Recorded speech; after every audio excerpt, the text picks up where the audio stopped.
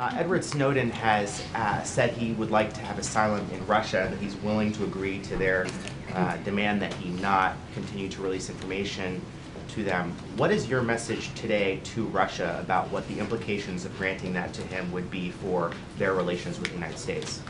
Our position on Mr. Snowden and his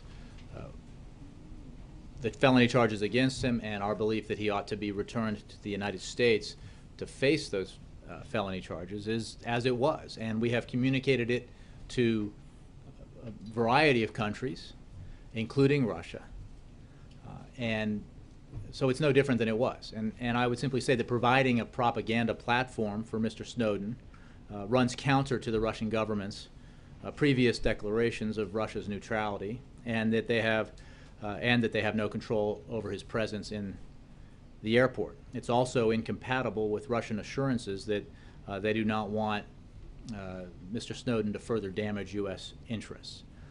But having said that, our position also remains that we don't believe this should, and we don't want it to do harm to our important relationship with Russia, and we continue to discuss with Russia our strongly held view that there is absolute legal justification for him to be expelled, for him to be returned to the United States, to face the charges that have been brought against him for the unauthorized leaking of classified information.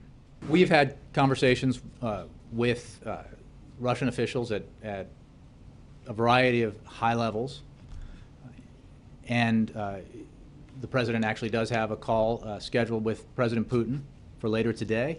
That is a call that has been on the books for several days, so he will have that conversation.